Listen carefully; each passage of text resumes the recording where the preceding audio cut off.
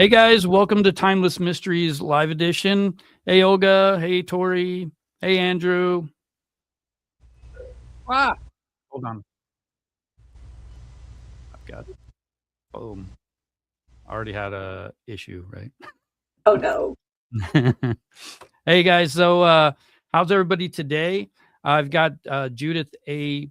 Yates here with me. She is an award-winning criminologist, author.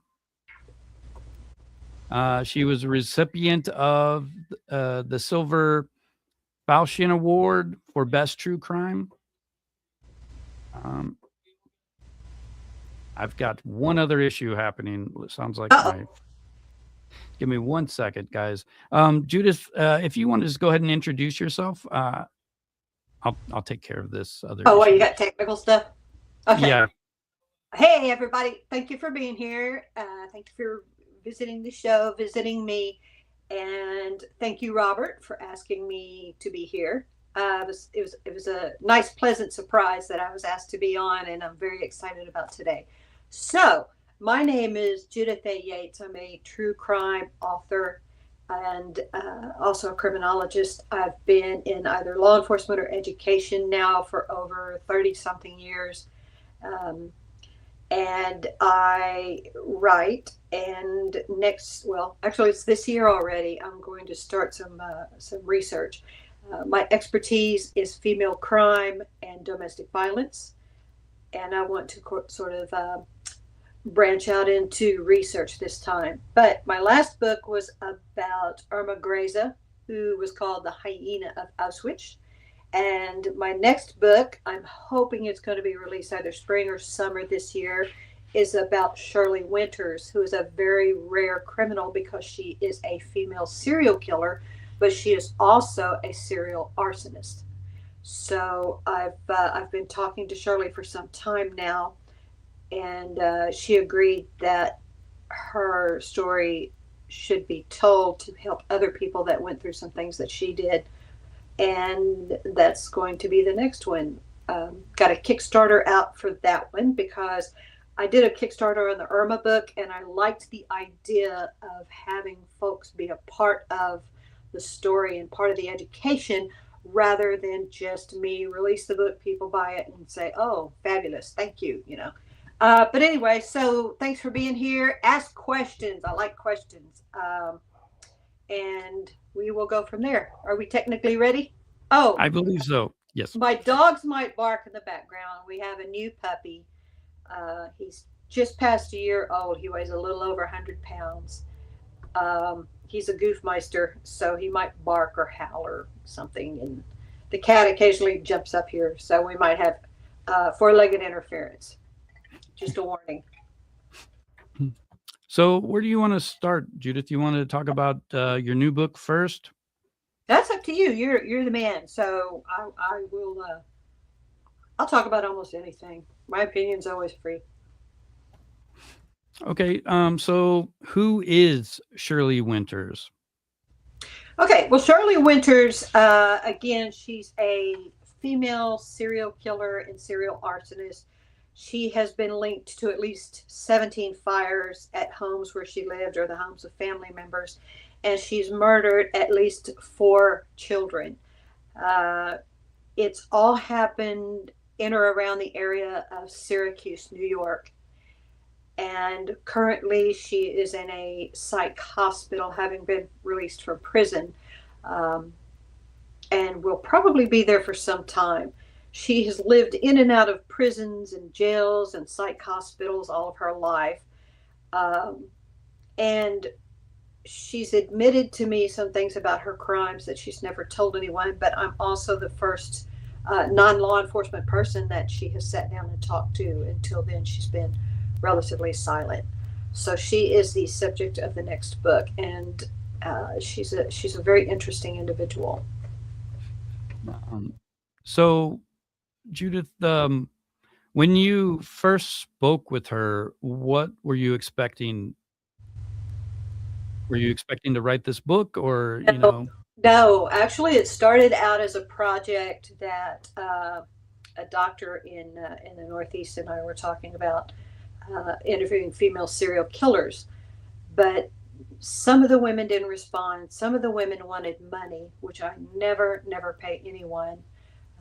That's illegal and illicit. Um, and some of them just, wanted to BS. And so I dropped that like a hot rock.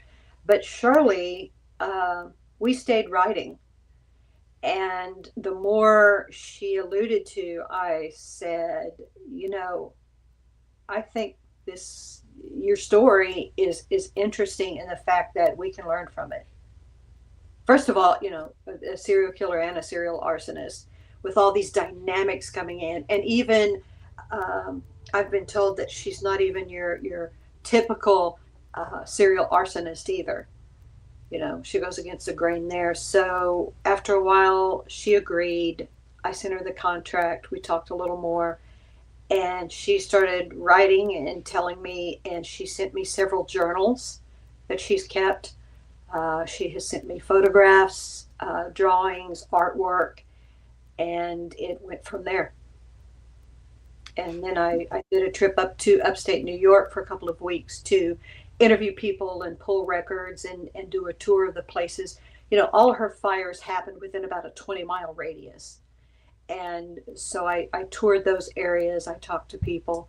The Syracuse area is relatively small for size, and so people know each other. People are often related to each other by marriage or by blood. And I talked to a lot of her ex-friends and family members and got an idea of who she was outside of what's been told to me.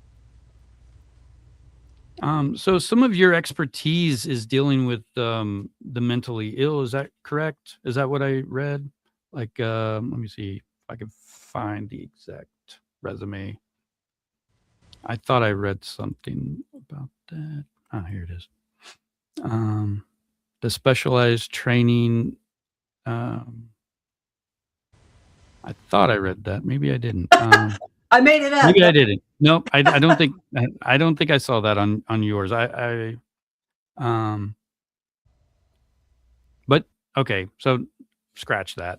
Sorry Okay. about that. Rewind.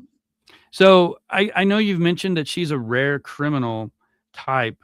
Can you elaborate on that? I know you kind of touched on a couple of different reasons why she's rare, but what really stands out about her?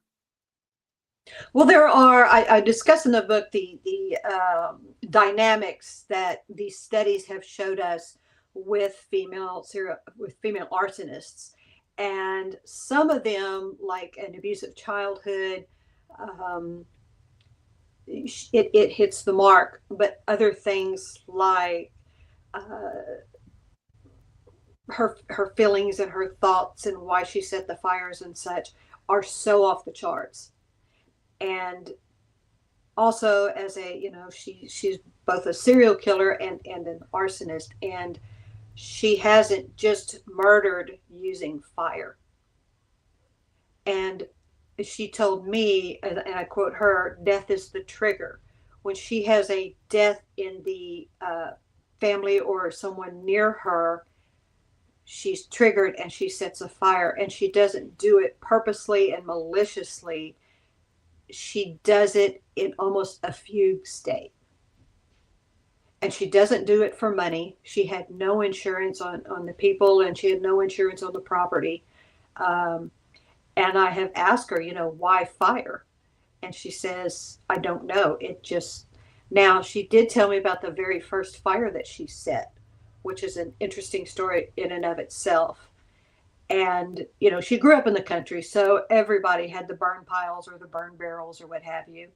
And there were times where she would take the trash out to the burn barrel and burn it for the family or for herself. But that had nothing to do with her mindset as far as setting the fires that killed people and destroyed people's property. So, and I found her to be very honest. Of course, we're talking about someone who's been incarcerated. We're talking about somebody who's quite mentally ill. So I found her to be as honest as she could be. And there was one time where I thought, okay, here comes a whopper. This is a lie. And sure enough, a couple of letters later, she wrote me just very distraught saying, I'm sorry, but that was all a lie. Hmm. And I knew that. Working in the prison system and county jail, and then working with interviews and bad people anyway gives me a good BS meter. So, but other than that, I do believe that she's been very honest with me, and she has admitted to her wrongdoing, straight up. Which women and again, women normally will not admit to committing the crime. You can have them on video, on audio. You can watch them, with your own eyes, see them do something bad, and they will swear up and down they didn't. So. Yeah, that was going to be one of my next questions was how credible do you think she is? And I think it's interesting when you hear about criminals who kind of explain things. Sometimes it seems like they've got like a different version of what happened in their mind, as they kind of dramatize it like a movie. You don't think that's what she was describing, like in that way? No, I think that, you have kind of an issue when you're interviewing people that have been in the system for a while, because all this psychology and all the counseling and all the therapy that she has received has not fine-tuned, but has affected her story.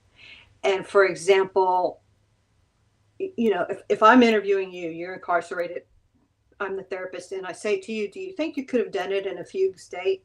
Or do you think you could have done it when you were really, really drunk? Well, I don't know. Well, what do you think? I'm sort of maybe insinuating. And also, Shirley has admitted that throughout her life, she has been an incredible liar. She has faked mental illness quite a bit. And so she knows what to say and how to say it. So if you're deciding, well, I'm going to fake this for the courts or what have you, it's going to be affected.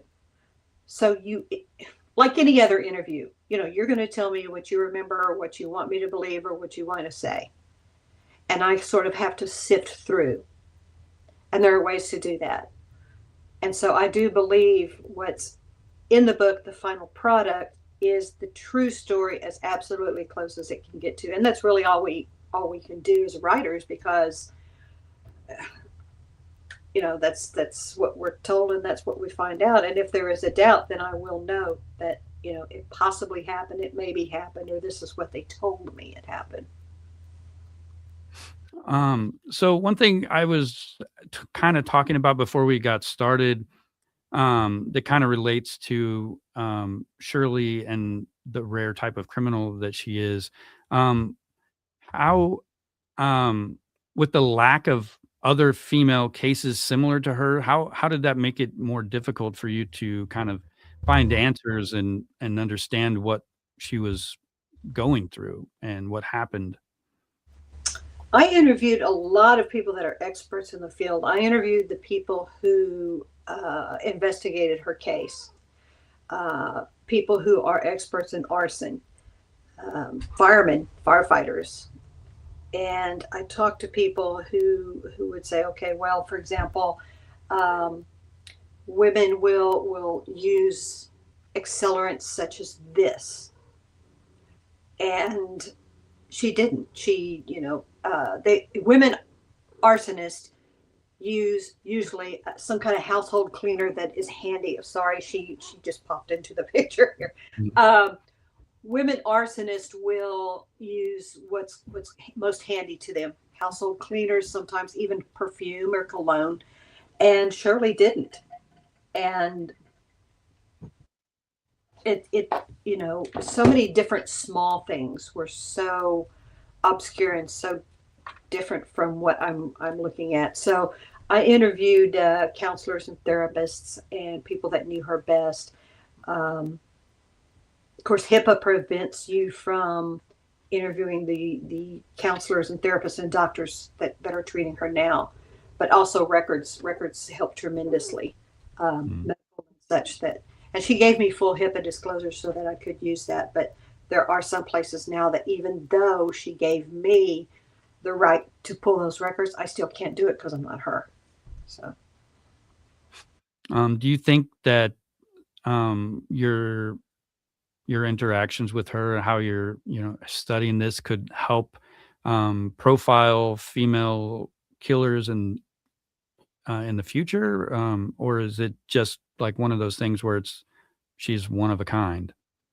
a little of both, because for example, when we started profiling serial killers, that wasn't much on the mark. After a while, we discovered.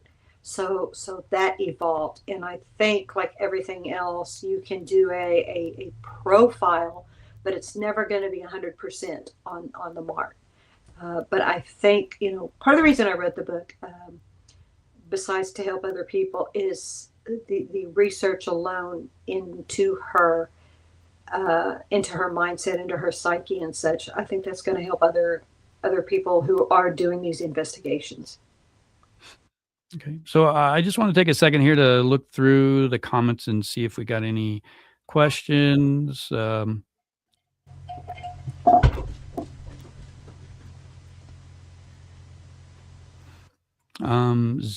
Lee DeRoy says, do you think female killers and arsonists are considered rare because women are better at not getting caught? In part, yes. I do. It's still, we still say, but they don't look like a killer. They don't look like someone who could do that. And oh my God. And if you think about it, these handsome guys that make the news, as opposed to the guys who aren't so handsome, that's one of the reasons they make the news, is because they look good. And so people are like Ted Bundy, for example. Oh my God, he was so charming and handsome and funny and fun. And I think that has a lot to do with it too, is how someone looks. But then I also understand that there's not as many female arsonists as males. Well, same with female serial killers. And I think that's part of it, is because who is going to suspect a female, so to speak? I think that's a good question. And one thing that it's kind of related, not really related to this, but I know, like with heart attacks, there's all these studies on men having heart attacks, but there's not as many on women having heart attacks. Mm-hmm. So like my mother passed away from a heart attack, and it presented in a weird way. She had back pain. And I just think that if there were more case studies on, not just men, I think we might, have more answers. Definitely. Yeah. Unforbidden Truth podcast. That is Andrew. Hey, Andrew, how's it going? He asked, why do you think female serial killers don't kill as many numbers as men do, like Bundy, Dahmer, Gacy, etc.? And when they do, what are their typical victim pools? It's a different mindset. Men are on the hunt. They'll even define it like that. I was on the hunt for someone different. I was on the hunt for something fresh. And women are more apt to harm those closest to them, normally children. Or if they work in the caregiver field, it's going to be some sort of patient, something that's going to be in their immediate sphere.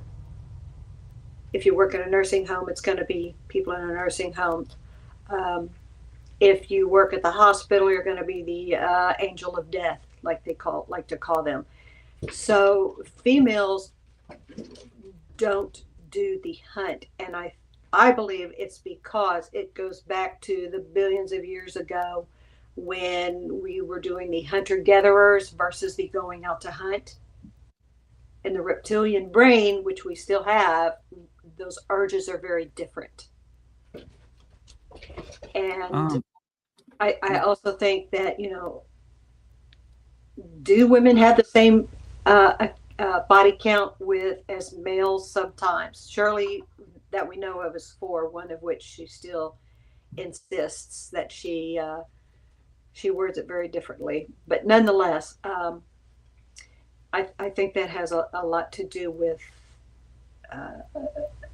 why we are what we are as far as historically and psychology and chemically. It's just the different mindset of the going out hunting to kill versus staying on the home front and harming or killing those around you. One thing that kind of goes back to, the gender specifically, and this is kind of in general, when like in 2026, like there's, sexuality is more fluid, like your gender identity is more fluid. Do you think that you could consider like for a female, consider the male profiles if they are the masculine dominant one in a relationship? Or is it more nuanced than that? Because they're female, it's just going to be completely different. I'm not sure I'm understanding, but we've been gender fluid since we either crawled out of the ocean and learned to walk on two legs, or Adam took a bite of the apple. However you want to believe, we've been gender fluid since the beginning of time. And I'm not sure that I understand your question, but I think, or I believe that, I don't know if it has anything really to do with the whole masculine behavior versus what is feminine behavior. Okay. Well, I mean, what I'm kind of asking is, if there was, say, a family and the woman was, the one in charge, she was the breadwinner, the husband was the roles are basically different.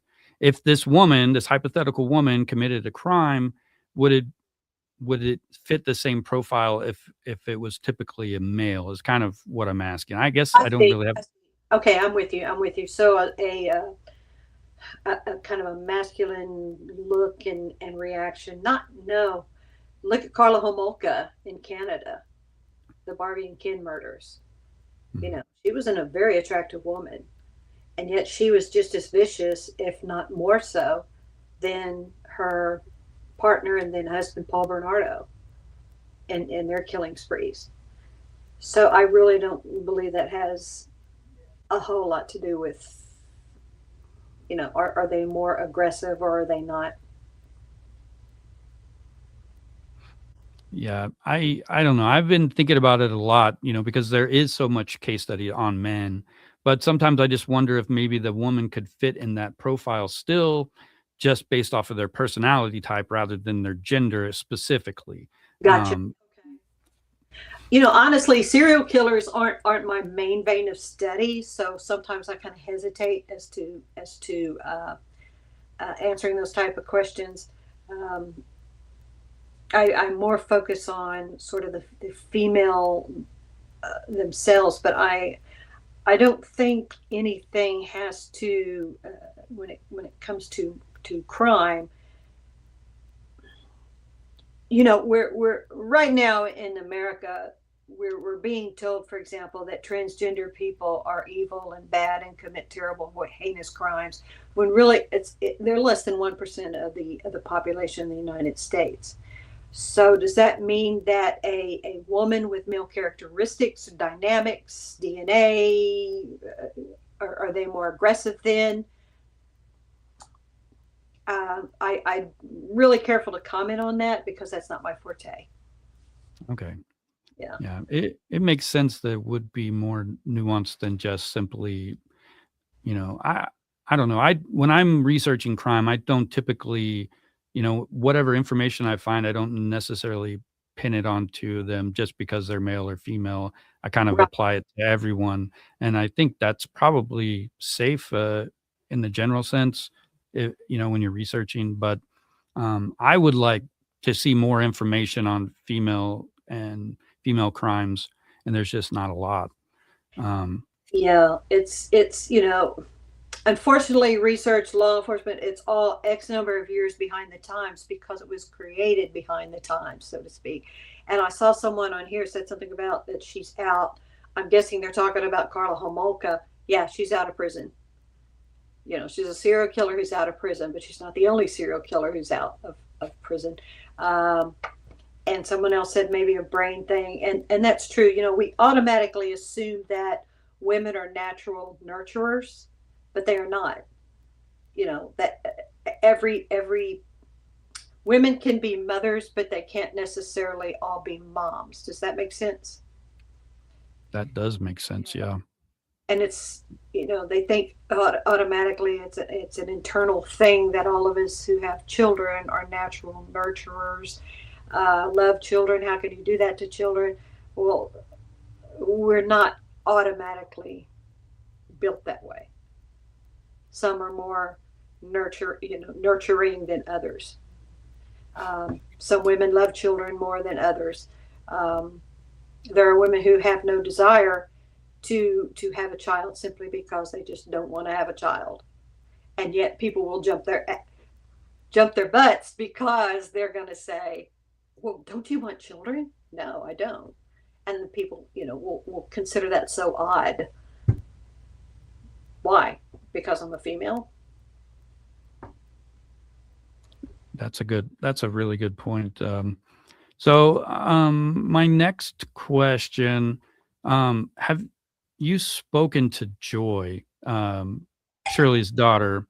And, I know that she says that her mother told her to stay in the house that was burning down, and she obviously didn't. What can you tell me about that? I don't want to say, I did talk to Shirley's children, but I'm not going to say who and what, because they've kind of got thrown into this thing through no fault of their own. They just happen to be the children of Shirley Winters. And people tend to get crazy with that. And one of her children suffered a lot of physical abuse as a child at the hand of a family member because simply they were related to Shirley Winters. Hmm. And teased at school and you get treated very differently. So I don't want to say who I talked to, but yes, I am aware of that case. I did talk to the people who investigated it. And in one of the fires, Shirley dressed, she didn't put night clothes on. She didn't put night clothes on the kids, which one of the children said. I remember thinking at that time, well, that's kind of weird. And then the next thing you know, the house is full of smoke, and the kids and Shirley are nowhere to be found. And then the investigator told me when they interviewed the children, one of them did say, she told me to stay here. And she did, in fact, do that. Now, what she did afterwards was very strange. I don't, Shirley doesn't remember it like that. She remembers it very differently. So I got all of these different viewpoints of what happened and how it happened.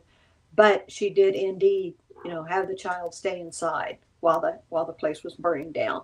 And this was an apartment. It was one of those older homes that have been split into apartments. Mm-hmm. So there were other people living there also. And shortly after that is when the children were taken away from her. So she lost the kids after that. Yeah, when I saw, there's several videos on YouTube with Joy talking about that, and I just can't imagine what it would have been like to be told to stay in a house that's burning down. Right. It's hard to imagine that somebody would do that, and but let's see. Fires. It's when you look at some photos that I were sent, when you're looking at a fire from the inside out and you are surrounded, it is so intimidating and visceral. And the thought of this is it, this is how I die, is just terrorizing to me. because you only have so much control, and that's close to none. And here, here's this little child standing there watching the flames and the smoke, and yet you love your parent, so you're going to, and you're taught to obey your parent, and here they are telling you to stay there. That is so. You know, a lot of the cases that I've covered in the past, that I think is the worst thing about any kind of crime is that trust that's, broken like that. Definitely. It really sticks in my chest and I can't let it go. And I just can't imagine somebody doing that to somebody else, especially somebody like a child who only knows that they should trust their parent. Like everyone else is a stranger, I don't want to, don't trust those guys. But, we are taught that our parents are, our rock. That's, Yeah. So did Shirley ever come up with an answer for why she actually set the fires? I know we kind of talked about that. Was there like a specific reason, you think? The best that she can come up with is when she told me that death was a trigger. Now, back when she was about 7 years old, she had siblings, 3 siblings, and she lived with them plus her mother and her father. And it was a record cold temperature in that area when she was about 7 years old. This was January 1966, and they had their heating system from the crawl space up through a pipe into the vents. The pipe, it either broke or it was installed incorrectly, or a dog scratched it. It was an older, kind of a rusted up piece of metal, and carbon monoxide leaked into the house, and it took the lives of her 3 siblings. Her mother was lucky; she was hospitalized, but she lived through it. Shirley had tricked her sister into allowing the kids. There were the 4 kids, and they each had. They rotated time spent with their grandparents, which lived down the street. And it was actually Shirley's sister's turn, Joyce Marie. Joyce was 10 at the time. And it was Joyce's turn to stay with the grandparents. And Shirley begged and begged and begged. Just please let me take your turn. Let me take your turn. Let me take, to the point where the bus driver pulled over and said, all right, y'all knock it off. So finally Joyce said, all right, you stay at Grandma and Grandpa's and I'll go home. So to this day, Shirley has a lot of guilt because she tricked her. She didn't really trick her. She talked her, her into letting Shirley stay at the grandparents. The 3 siblings went home, and as a result, they were killed from the carbon monoxide leak. So she has guilt over that. Meanwhile, she grew up listening to an abusive father telling her, why wasn't it you that was killed? Why weren't you killed? It shouldn't have been Joyce. It shouldn't have been Peter. It shouldn't have been Leetta. It should have been you. And and a mother that allowed this behavior in her household. So from that age, at 7 years old, up until adulthood, he would get upset and he would say to her, it should have been you instead of the son. It should have been you instead of the smart one, etc., etc. And so she grew up with that. And interesting enough, all of her fires were started in either a crawl space or a basement. And that's, the same place where that pipe was broken and allowed the carbon monoxide in. Now, I did ask her, why did they start in the basement? Because she's afraid of basements. And I said, why did you start these fires in the basements or the crawl spaces? And she didn't have an answer for that. She didn't know. It just seemed like the thing to do.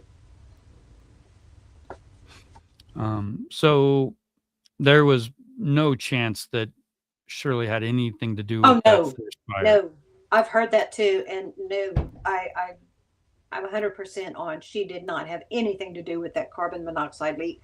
First of all, how's a 6 or 7-year-old kid going to understand the dynamics of carbon monoxide? You know. Secondly, that would entail her crawling under the crawl space, which is where, the dog barely fit, to knock this particular pipe loose or break it or poke a hole in it or what have you. The kid is just not going to have that kind of mindset, and she's not going to have that technical knowledge to do that. So I know she didn't have anything to do with that. And so with the whole nature versus nurture, you think this this event plus the father, the abusiveness, do you think that's what created her into who she became, or do you think this was always going to be something that was going to happen? I think it's a little of both. I'm not so much on the nature and nurture theory causing crime, because I believe it's both. You can't really winnow it down to, well, she didn't get enough hugs as a kid, or, well, she was born, excuse me, mentally ill. I think it was a lot of things. I think that was the catalyst when her siblings were killed. She had been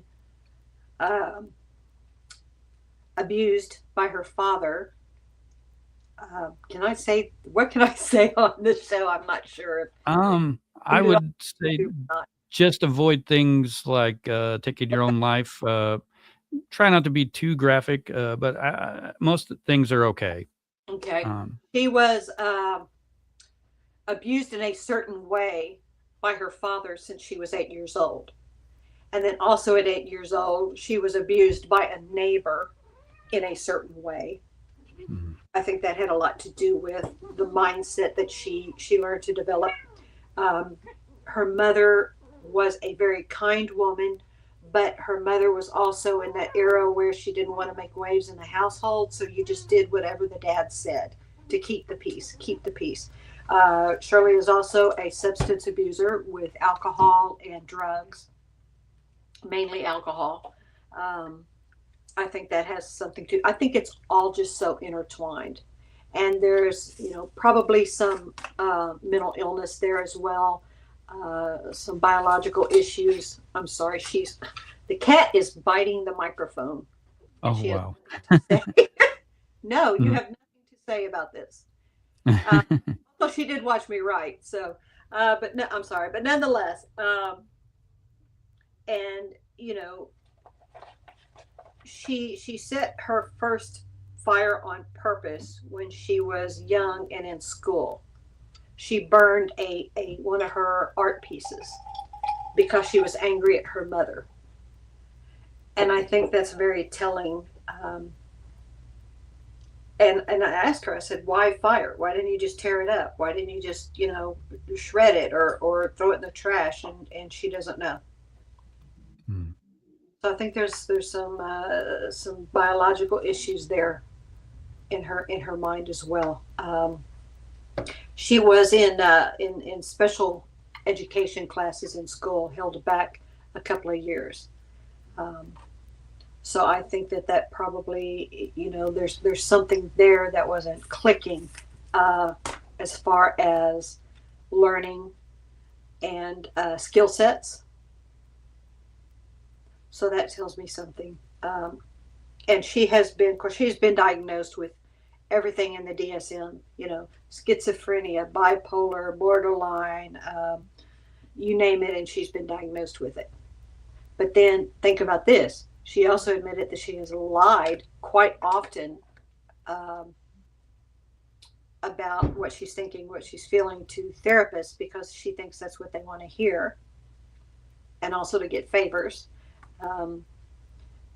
And she really, Shirley's interesting as her sense of self is so off kilter. Like you and I and people listening pretty much have a sense of who we are, and she doesn't. It's almost like she's flotsam, or she's just sort of floating through life.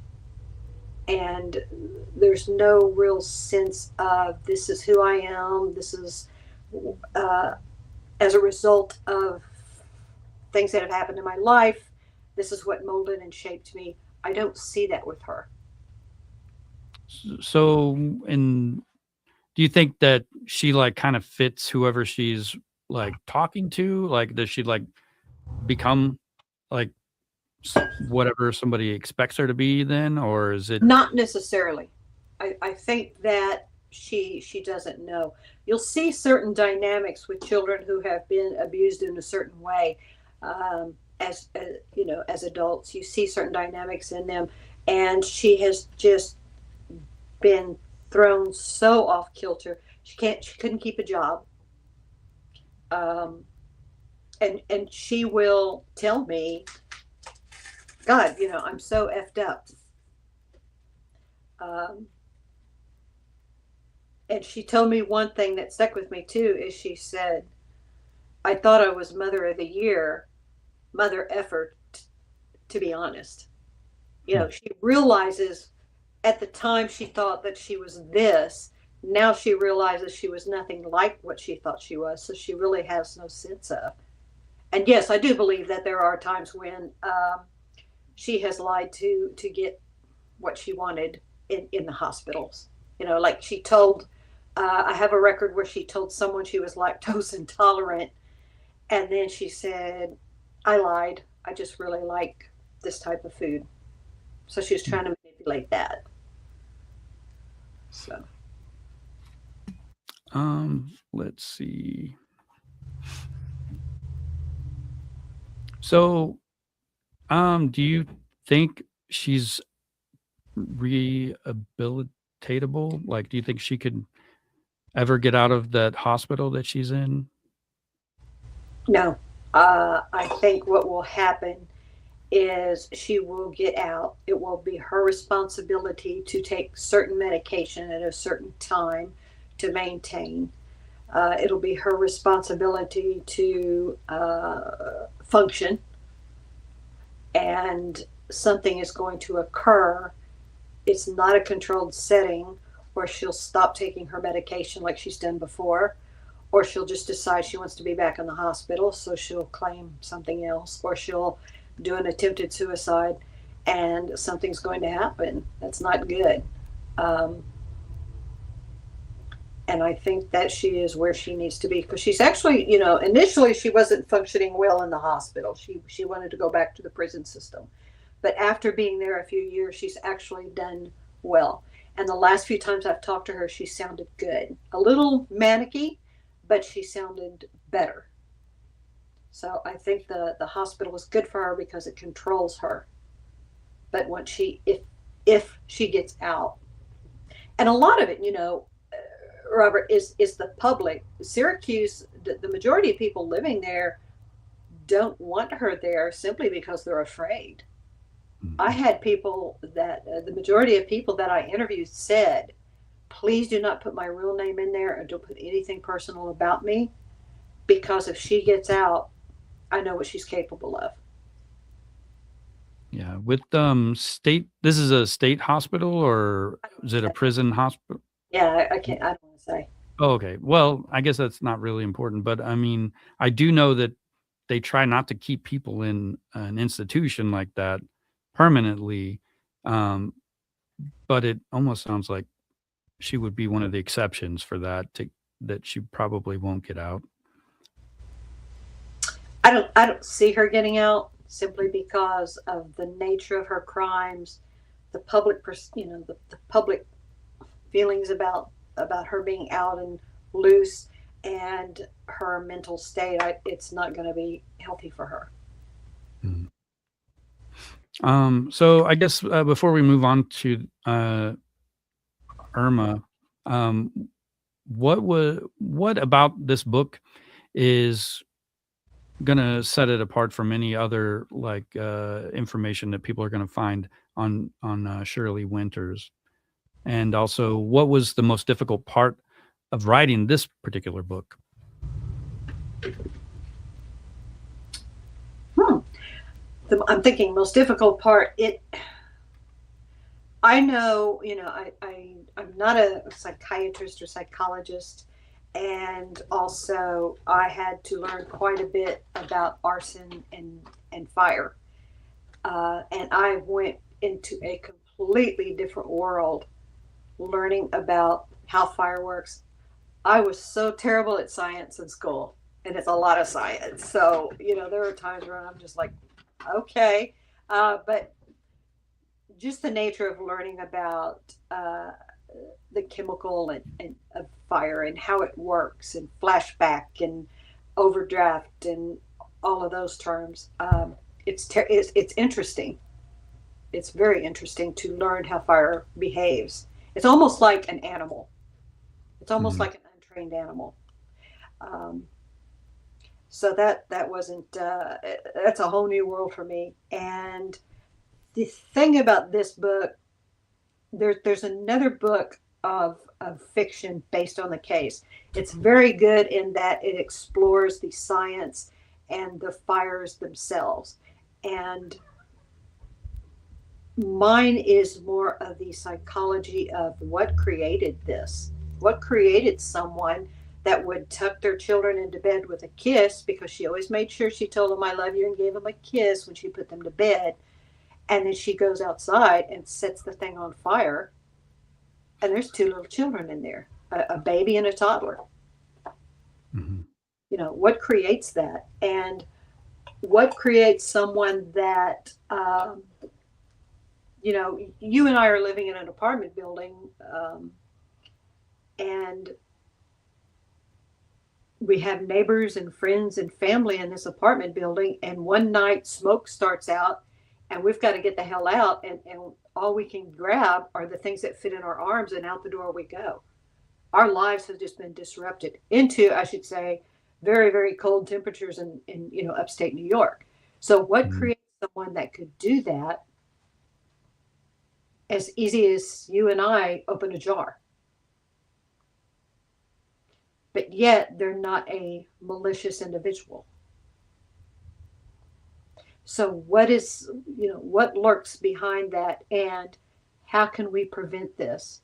What in her background created this rare criminal, and what can we do in the future to ensure that other people are safe? And when is that book actually releasing? Hopefully in the spring or summer of this year. Right now it's in Kickstarter, and it's going through the editing process. I have an excellent editor. And another, it just popped into it. It's the only book about her written by the person that she told the most to. Does that make sense? It includes Mhm. her journals, her personal photos, her artwork. Um, so you really are doing, as they like to say, a deep dive into this Mhm. criminal, into this criminal's mind. I do have the link for your Kickstarter in the Hey, description. thank you.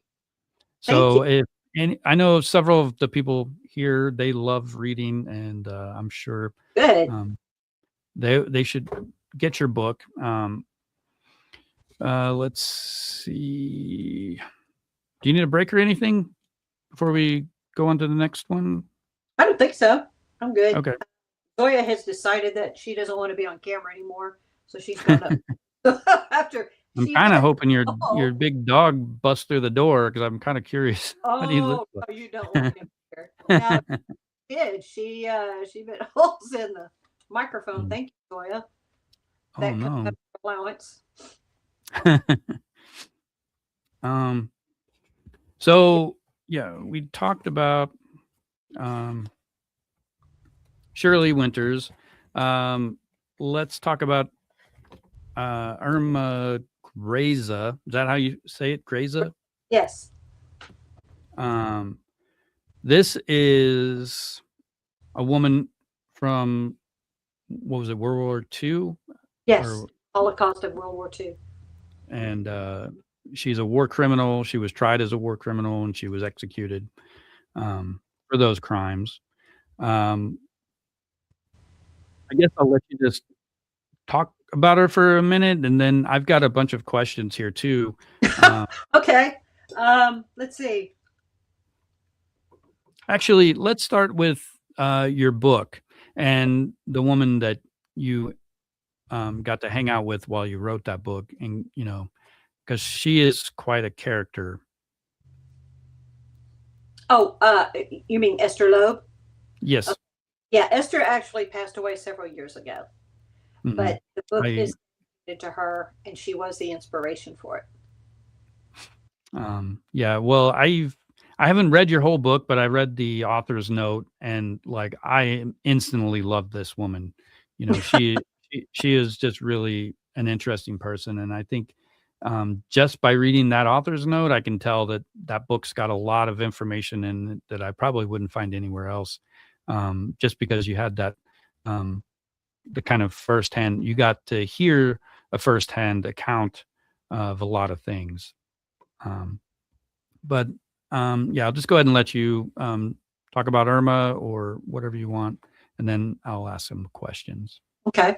Well, Esther Loeb was a friend of mine. She was a Holocaust survivor. She and her mother and sister, and later a baby brother, were incarcerated in a Siberian work camp when she was a little girl.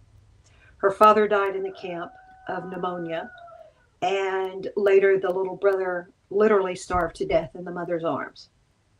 Um, but she came to the United States as an adult. She became quite the activist. She's responsible for a lot of things here in Nashville, Tennessee, like a memorial, for example. And she was very involved in the Jewish Community Center in Nashville, Tennessee. And she and I became buddies, and we talked a lot. We talked about everything. And I remember what she was telling me how to meet a man in a grocery store. Mhm. She goes, oh, you take, you look at what he's looking at, and you look and you say, oh, how do you cook that? Or, oh, do you like to cook? What do you like to cook? See, then you start a conversation. That's how you meet someone. And I said, oh, is that how you do it when you go to the grocery store? Vegetables. But she Mhm. was just so amazing. And she would, she did a lot of public speaking, and she spoke to a couple of my classes in history of criminal justice. But one of the things that she would say was, we can't stop discussing what's happening because it could happen again. And we've got to remember these people so they don't die in vain. And being an educator, being a criminologist, I would add to that, we have to understand how these things happen on both sides. How did a perfectly normal individual young girl at 17, 18 years of age become, in just a year or two, one of the most feared female guards in Auschwitz in the Holocaust? How did she become so defiant and angry on the stand and admit straight up what she did when she would admit it? And she ends up hung by the courts. She was the youngest woman to die judicially under British law in the 20th century, and she's 23 years old. She's a baby, really, if you think about it. Mhm. And the last word she spoke, Schnell, that was of defiance. Hurry up, get this Mhm. hanging over with. And she was very defiant in prison. I have her letters included in the book to her family, and she's still talking about, what she did wasn't bad, and it was all for Germany, and she's a proud German woman. How does this happen? So that's kind of what started it rolling. And I was invited to a international conference on law enforcement and criminal justice in Japan, and there was a call for papers. I submitted a paper on Irma Grese and did what I do when I get myself in trouble, which is, I wonder what, Mhm. um, I wonder why this. And the book became the story, and it's called Irma Grese Becoming the Hyena of Auschwitz. Irma was born in 1923. She was hanged in 1945, um, and she had, I don't want to say an unremarkable childhood because nobody really has an unremarkable childhood, but the things that occurred to her in piecemeal sort of explain who she was to me. And I do discuss the dynamics behind how and why she might have become who she did in the book. But it's a lot of things with Irma Grese. It's nurture, it's nature, it's sociology, it's psychology, it's science. It's just so much that created this woman that I found fascinating. But it came with a cost because I had some very, very serious nightmares while writing this book, to the point where I sought out counseling. Um, and I had to take the summer off when I was done with it just because it was so intense. You know, you were in the middle of Auschwitz during World War II, during the Holocaust, and surrounded by horror, just pure horror. So it was a very difficult book to write, but I'm also very, very proud of it. During my initial research for the paper, I read everything I could that was available at the time. And the books, because they're more like pamphlets about her, just it was regurgitated information. And some of it was just downright bull because, for example, they'd have a picture of Irma on the cover or a picture of Irma, and it wasn't Irma. It was an actress in a movie that was made in the 50s, you know, um, or they'd have her name wrong. And they wanted to talk about the horrific things she did. It was more entertainment than it was educational, which I have a huge problem with in true crime. And I start looking at all these resources thinking, okay, first of all, should I write a book? You know, do we need to write a book? And it just never really explained to me who she was. It just told me what she did. Um, and in this book, I did something very different. The photos, some of the photos are in color, not colorized or AI, God forbid. Um, but they are in color because, for example, the key that was in her pocket when she was arrested, I have a photo of that in the book. And if you look at that key, you feel something. It's visceral. Whereas a black and white image, I don't think it would have half the impact that it did. And I also did something very different with this book, is I included um, the deceased, because I not a lot, because every one of those people in that pile was someone's loved one. But I included it because I wanted people to understand what her life was every day. You know, when they were arrested, for example, during liberation, stacks and stacks and stacks of the unalive, and people walking around that looked like skeletons. And I included some of those photos because this was what she was doing, and she was so worried about, was her hair looking good, or was her makeup perfect, or did her uniform fit? You know, those were her concerns. So I wanted people to understand that. I also dispelled some of the myths and stories and just outright falsehoods about her. Um, and so that was the journey with the Grese book.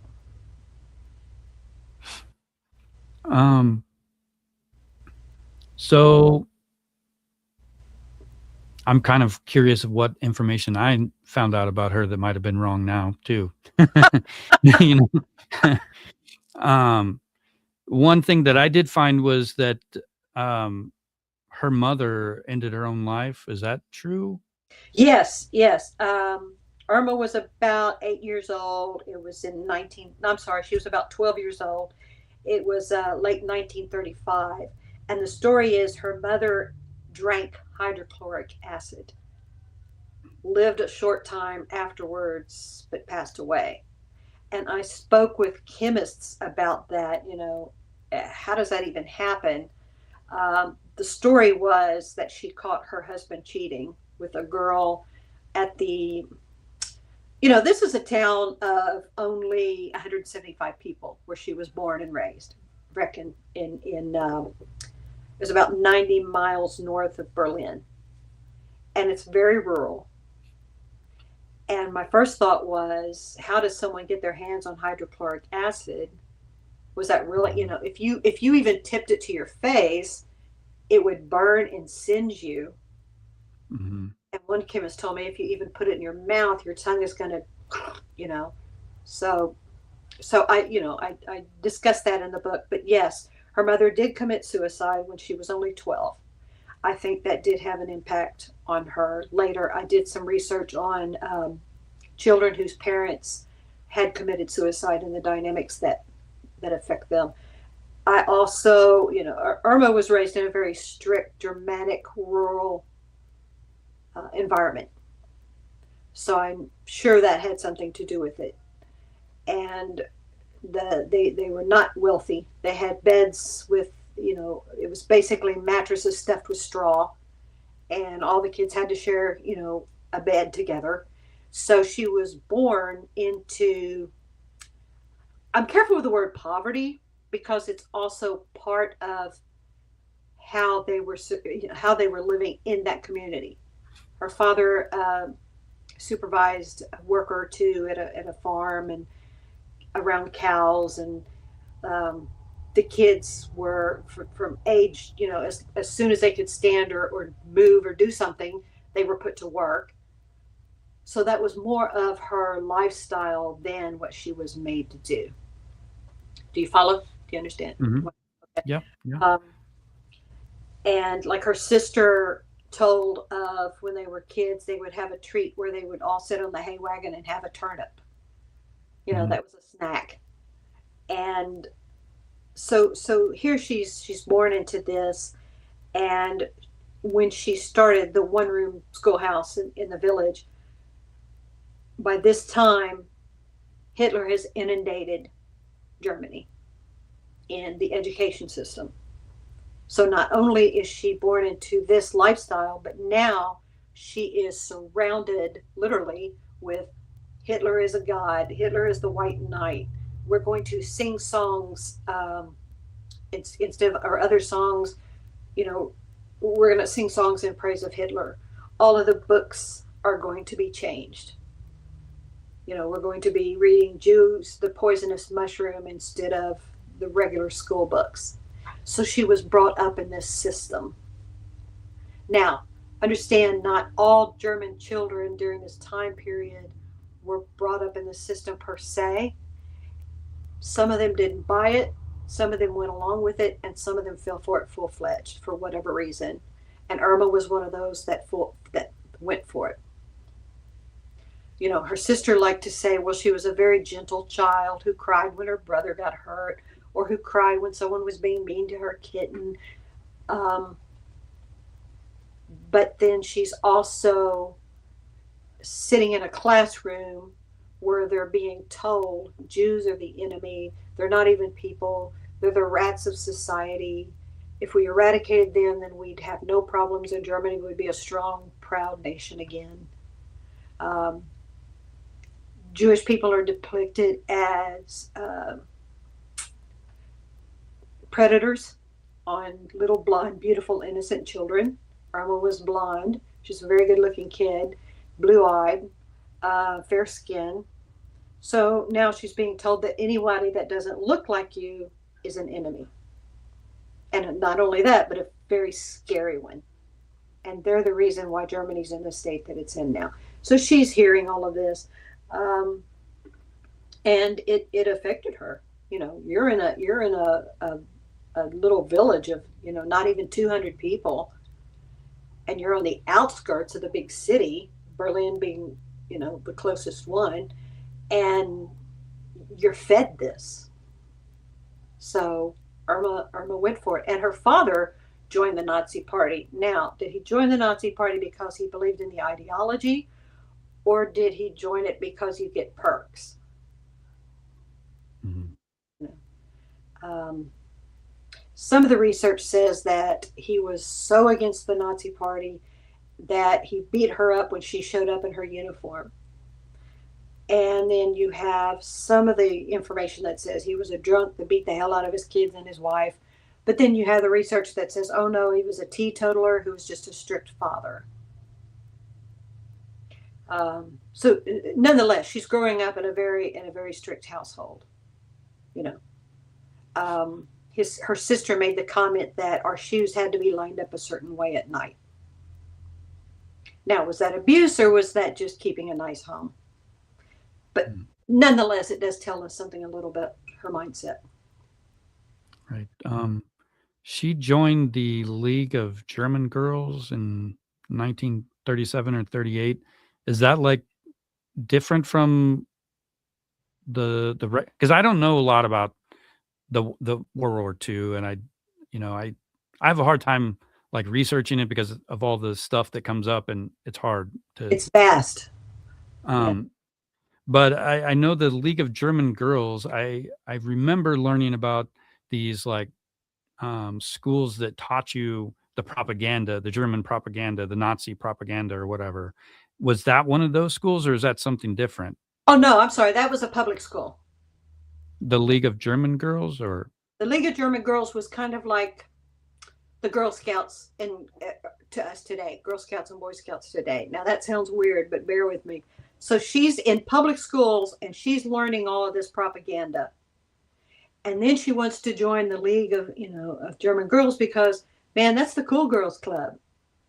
You get to go on hikes and you get to spend the night in tents and cook over a fire and you sing songs and you have this very nice uniform that gives you power and control, because there are some teachers in some classrooms who will favor you because you're with the League of German Girls or the boys, the boys, young Nazi groups. And it's a badge of honor. Now, we see this in hindsight and say, Jesus, how could that even be? But think of it then when they didn't know what was happening politically. It's the cool girls club. Mm-hmm. You're pretty. You're usually blonde and blue-eyed. You get to do all kinds of fun things with your friends, and you get to bond. And, same reason when I was a little kid, I wanted to join the Brownies, because look at all the cool things we got to do. And I made lifelong friends. And not, the same reason applied. Because it was really, it didn't start out with rounding people up and systematically murdering them in the gas. It was started out very, very slowly, methodically. Now, one thing that I did learn while researching this book was, okay, the Nazis were crazy, or they had this crazy ideology, and they were not crazy. They were clever like foxes, because they knew exactly how to approach people and pinpoint and what to say. For example, you can join this League of German Girls. It's a lot of fun. We get to do a lot of fun things. Slowly but surely, all the other clubs are being closed down. And pretty soon, it's the only club you can join. Okay? Then you take it a step further, a little down the road, and you must join. So now it's mandatory. And, look at the posters from this time period of these beautiful girls and boys, proudly standing there looking very healthy and strong. And it's going to appeal to a kid. And Hitler himself said, get them when they're young. So here's Irma, and she's wanting to join the League of German Girls. Now, there's two stories behind that. And that's another thing. It's very hard to know for sure on certain things. So what I did is I explained, for example, when she was arrested, there's 5 or 6 stories how she was arrested. I included them all just to show you what could have happened, and also the the stark contrasts between the stories of how she was arrested. But nonetheless, so she either has joined the League of German Girls or she wants to. So she grows up in this ideology. Okay. She leaves school at 13. Now, that was the norm because school wasn't compulsory and after the age of 13. So she leaves, and plus, think again, she's in a farming community and children are needed to work. Otherwise, your community is not going to survive. So she leaves school at 13 and she works at a dairy factory because that's what she knows. You know, all her life she's grown up in the dairy business. She works as a retail clerk in a shop for some months, and she wants to be a nurse. And so she starts out as an apprentice nurse, and she's not very good at it, evidently. You know, she's calling herself a nurse, but what she's basically doing is emptying slop buckets and cleaning up. And she is told, hey, you know, you really ought to apply to be an Officerin. That's a female guard at these camps. Now, also understand that in the beginning, they didn't advertise it as a camp where we're rounding up innocent people and letting them starve. It was an internment camp where people are being held because they're suspected of something. So you really ought to apply there. You could be a nurse there. Well, it sounds like a pretty good deal. She goes and she applies, and they said, we want you, but you got to be 18 years old, so come back when you're 18, which is in a few months. Now, something kind of telling to me was Irma didn't go back when she turned 18. She waited, and she still tried to get a nursing job. She couldn't pass some tests, and she's hired at another dairy farm. So finally, in July of 42, she enters Ravensbrück as a trainee. So she goes through all of this training, which of course is a lot of rhetoric. It's a lot of how to treat these people. You know, they're and something else too that Himmler, who was over the whole structure, he says, you're not men and women working here because women have no power and they'll never be as good as men. That was the mindset. Himmler says to them, you're not going to be categorized like that. All of these officers, Officerin, SS guards are equal. Now, for a woman to be told that during this time period is a pretty big thing. Also, there's a lot of perks to being a guard at these camps. For example, one small thing that I learned was they were given free tickets to the local movie theater. Well, this is a girl that has probably never been to a theater in her life. Mm-hmm. You know? And wow, free tickets. You also get wonderful, nourishing meals. You get a nice place to live because they lived on site. She's not going to be sleeping on straw mattresses anymore. She's going to be sleeping on nice, fluffy beds with nice new furniture and these clothes that are pretty, that are nice, you know, and she's making a much better salary than she would have been if she would have stayed working in a factory like most of the women did during the course of the war. So it's actually sounded like, oh, and all I have to do is just watch these people and make sure nobody runs away. Okay, I'll do it. And that's how they would rope them in.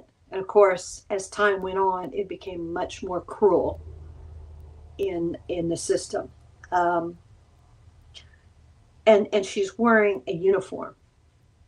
Now, if you notice in public, in other situations, people act differently when they're wearing a uniform. Mm-hmm. People walk differently. I can spot a cop or military in a mall because of the way they move their hands and because of the way they stand when they're not in uniform. And here you're this kid from Brecken, 175 people. Everybody knows each other. You're living kind of in a drudgery of being a farm kid. All you're doing is hard labor. You're sleeping on a straw mattress with all your siblings. Your mom has killed herself. Your father has moved in with the lover and married her and took on her kids. And they say that her mom killed herself because of this other lover. Well, now he's drug her into the mix. So, here's the woman that is responsible for your mother dying when you're 13, which is, I'm sorry, 12, which is an age where girls really need their mother. Okay. Mhm. So she's got all this going on, and now she's given all these perks. She's somebody. Some women who worked there didn't want to work there. They did it because of the money and the perks. Some women worked there because it was a pretty good deal and all you had to do was this, and okay, I can do that. And then there's a small number of women that turned out like Irma, where it went to their heads and they became so cruel so fast. And I read an interview with one of the survivors of Auschwitz who said she and the other women would watch the recruits come in and they would take bets. Okay, that one's going to last a week. That one's going to graduate. That one, she's going to graduate, and boy, is she going to be a raving bitch. Watch out for that one. She's going to graduate, but she'll be nice to us. And Irma was one of that small percentage that just, it went to her head and she was cruel. She had a special whip made that would really not just hurt people, but cause permanent damage. She made sure I think it was made out of cellophane and like a pig wire and cellophane. Yeah. Mm-hmm. And they were told not to do that, but Irma did it anyway. She told one of the people that was at the camp that she wanted to stand out. Her boots, you could literally see your reflection in them from the high shine. She would have her uniforms tailored to fit her body. She was a very attractive woman. And she wore the perfect makeup, perfect hair. She wanted it styled exactly so. And she just lived it, breathed it, and became it. And along with that came the cruelty that she did. She basically just became this cruel machine. One thing that comes to mind, are you familiar? You're familiar with the Stanford prison experiment, right? Yes. Mm-hmm. I think that kind of explains a lot of the behavior. If regular people can turn into that, for anyone who's watching that doesn't know, these were college kids and they got put into an experiment where half of them were prison guards and half of them were prisoners. By the end of it, the prison guards were abusive and the prisoners were almost accepting the abuse because they could have just left. That's some significant psychology there that I don't know what it is about the human mind, but somehow we get, when we get labeled a certain way, we become the label, I guess you could say, and it becomes your identity. And then you can behave a certain way without feeling morally wrong. And I mean, it's scary that it can happen to anyone. I mean, if it can happen in an experiment, I mean, just imagine in the war setting where they got real propaganda going and, they're being told that all these people are horrible people and they have all these good reasons to hate them and punish them. Of course, some of them are going to accept that. And, then we have the Holocaust because of it. It just kind of blows my mind to think about it. It really does. And like this person here says, human mind is very complex. And that is so true, because if you think about it, the things that we are capable, that the human being is capable of doing. I have seen some shite, I have seen crime scenes that you went, God almighty, who thought of this? Who thinks like this? But an officer once said to me in training, they said, if you have thought about it, it's been done. The creepiest, craziest thing you can think of. And never say that's the craziest thing that I've ever seen, because it's not going to be the crazy, And I had also, Robert, I'm glad you said that, because there was a class that I taught where I had, chose students at random, put them in the belly chains, the cuffs, the leg irons, as a group, and then one or two other students were to walk them through the campus. Mm-hmm. And I had the students in leg irons going, "This is so embarrassing," or even something as simple as, "Okay, how do you walk wearing these?" And I noticed that all of them, their heads went down. You know, they either dropped their heads or they were shirking. They didn't want to walk past other classrooms of other students. Whereas my officers, students, um, they walked differently. And that was just one day for 5 minutes. You know. Yeah, I think it says a lot about, our law system. The community shaming is a real thing. I mean, that's a kind of a deterrent to committing crimes, or it's supposed to be. And I can imagine, if you're in shackles, you're going to feel that shame, even if it's temporary. You didn't commit a crime, it's an act. You still feel people looking at you, and it's kind of seems natural that you would lower your head. Well, think about this. When we see the police lights on the side of the road and there's a car that they've pulled over, what do? Ooh, what'd they do? Ooh, right. What'd they do? And how many cops are there, and do they have the trunk up? We're like that. We want to see things like this. And I kind of discussed that in the book, because I discussed a few theories on what created Irma. And this is a whole nother cat, but we all have it in us to be a criminal. We all have it in us to do bad things. And that's why we're fascinated with crime and criminals.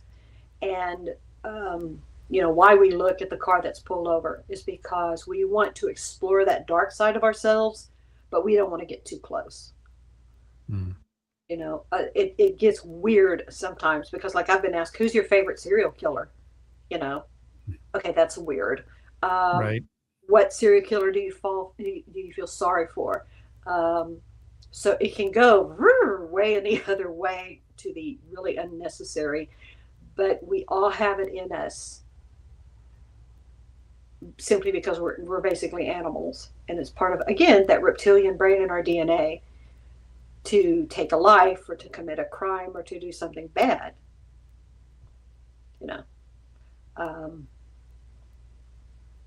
And we're curious, so we want to know. Yeah, one thing that just kind of popped into my head was, if you ever have jury duty, they want to make sure you're unbiased, right? But part of our brain is going to be thinking, if you're being selected for a jury or whatever, they want you to say, yes, I can make a decision about this without, like, thinking he's guilty already. But part of our brain is already saying, well, he got arrested for some reason. Huh? You can't not say that. Or the good one that always gets under my skin immediately, well, they don't look like they would do that. Or, well, a grandfather doesn't do that kind of things to their grandchildren. Or, a mom wouldn't hurt her children, she's a mom, just by virtue of sex or appearance alone. Again, it goes back to, the what does a criminal look like kind of thing. I think some of that is probably self-projection too, because they assume they would never do it. They can assume other people wouldn't do it. And Yeah. I think that's why, for me anyway, whenever I look at somebody and, like, you really look at them, they look normal. The people that knew them said that these people seem normal, but then they do something horrible. Like the BTK killer, for example, he was a president of his church, things like that. He was worked with a Boy Scout troop, or I don't think he was a Boy Scout troop leader, but he participated in that kind of stuff. I mean, he's an ordinary guy. I can't understand how they can compartmentalize that. I think he calls it cubing. He morphs into something else. That's how he imagines it anyway. But I don't know. It's kind of killer. I mean, studying true crime is weird. There are killers. It is. There are killers that I can sympathize with, but most of the time I'm just like, these guys need to be in prison forever, and that's the end of it. Um, but I do know that there's been a few, like Ed Gein. I feel sorry for that man. Um, I think Jodi Arias, I kind of feel sorry for her too, a little bit. I mean, I think she was abused, but I don't think it was what she did was justified. The way she planned it, you know, if it had been in the moment, that would be a different scenario. She shouldn't have been treated like that. But I kind of sympathize a little bit, with, but I think that's kind of the human in us when we can do that. Yeah. Somebody says here their teacher was in denial of the Holocaust. That's real interesting because I spoke to Holocaust deniers and revisionists for this book because I felt, okay, let's see what they have to say and why they feel that way. And there were a few that actually knew about Irma Grese because they had family members who were incarcerated, and Irma was there when they were incarcerated, so they knew of and about her. So I also got some information on Irma actually did some kind things, what could be considered kind things for these folks. And of course, I had the revisionist. Well, it wasn't that many people. Then I had the deniers. Well, it didn't happen. That they were just in prison. It wasn't like it was a bad thing. But I learned something from each of them too, and again about how that mindset is developed, and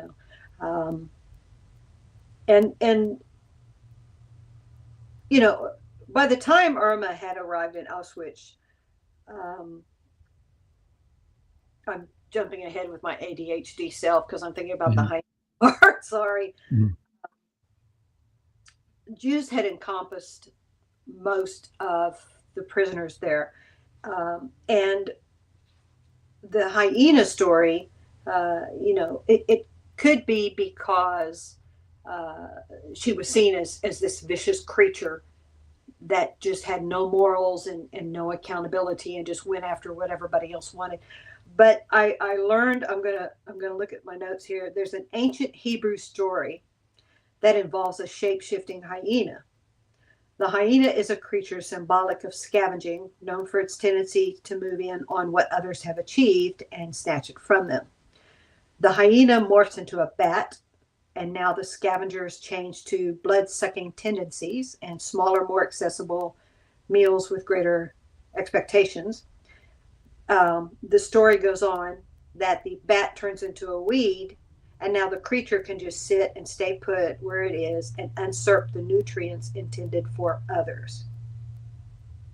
So I think that that's one of the reasons why she was called the Hyena of Auschwitz, is because of that Hebrew story in the Talmud. And she, of course, she had other monikers. They called her the Beautiful Beast. But a lot of it, too, I think, is you've got thousands of people with only a few guards. And add to that only even less female guards. Nobody is really going to know your name unless you really stick out. So they're going to have these monikers. And they called her the Beautiful Beast. Well, Joseph Kramer was called the Beast of Belsen. And rumors had it that Irma had an affair with Kramer. So it would make sense. You've got the Beast of Belsen and then you've got the Beautiful Beast. So perhaps that's how that started as well.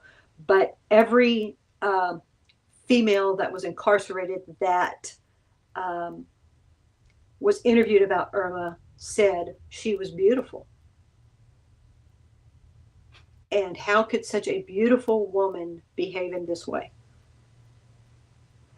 And that was interesting to me because she was doing such heinous things like sporting. And yet these victims who survived this hell said, but she was so beautiful.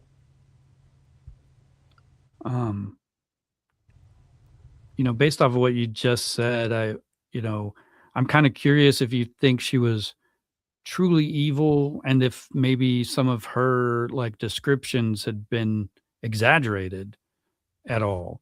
Um, like as that she was as vicious as what I've read. I mean, that's just horrible. I mean, it's hard to even imagine it being possible. Um, I can't imagine why it would get exaggerated so drastically that, you know, it's a thing, but I mean, I'm just curious if, maybe some of it is inflated. I don't think so. Of course, you had a lot of things attributed. Like, for example, I read in a book where Irma collected the skins of prisoners to make lamps. Okay, first of all, that wasn't said about Irma. That was of somebody else. And even people that's been proven to be maybe true, but not to the extent that was advertised. And she, she's a kid, really. She's 18, she's 19 years old, and she's been given free reign to nice clothing, makeup, etc. So of course she's going to care about how she looks. Um, but a lot, I shouldn't say a lot, some of the things that she did was documented. Like, for example, she was written up twice. She got in trouble twice while she was working there. One for not properly wearing her cap, and the second one was because, if you look at photos of Auschwitz and the other camps, there was a perimeter around the area itself, and it was the no-go zone. And they had signs up warning electric fence, warning you will be shot in German, but not all of the prisoners spoke German or read German. So she would throw something into the no-go zone and say to a prisoner, go get that. Well, okay, the hyena is telling me this, and I can't read, and I don't know what this sign says, or I don't read German. So they run in to get it. Well, when prisoners are in that zone, it's automatic that they will be shot and killed by the outside soldiers, the Nazi soldiers holding the weapons, because women were supposed to have weapons, although Irma did. So this prisoner would run in there to fetch it up and would be shot to death. And the story is that as many as 30 people a day, it was called making sport, as many as 30 people a day were being killed in this manner by Irma herself, who thought it was hysterically funny. Until one of the Nazi soldiers did not shoot and reported what she was doing. And then she got moved to another section of the camp to work. So that was the second time that she got in trouble. So she would do things like that, and they'd get bored. So they would make the prisoners do things like crawl on your hands and knees for hours and hours and hours in a circle, or jump up and down for an hour. Childish, stupid things like that. Sometimes she would beat someone until they dropped dead. And it was just another part of her psyche that I can get away with this and I can do it. But I think it's interesting that she would got in trouble for making sport at the fence, having those people run out. That tells me, whoa, because it was unnecessary abuse. So at this point, Irma is even too evil or too rough or too wild for the Nazi party. That is very interesting. I read that she was like whipping people, and then she would like watch them have surgeries to like repair the damage that she did, and and that she was always smiling while she did this stuff.